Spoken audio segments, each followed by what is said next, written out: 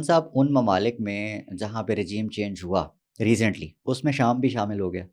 अब social media पे आवाम जो है ये पूछ रहे हैं कि रिलेट कर रहे हैं पाकिस्तान के अंदर जो सिचुएशन बन रही है, तो how close this situation is to that.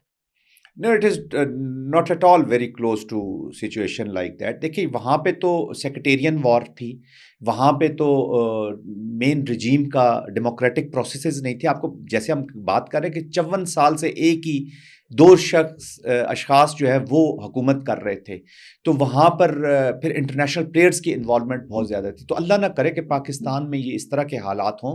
हमारी डेमोक्रेसी प्रेजेंट है, हमारे इदारे काम कर रहे हैं, हमारी आवाम में अवेयरनेस है, हमारी कोई सेक्रेटेरियन डिवाइड नहीं है, कोई अल्हम्दुलिल्लाह बाहर से ऐसी एप्लीकेशन नहीं है। और ये देखिए, जो इस डिबेट को छेड़ना चाह रहे हैं या इस लाइन के ऊपर अपने कोई पॉलिटिकल परसूट्स करना चाह रहे हैं, ये पाकिस्तान के लिए बहुत ही ख़तरनाक होगा।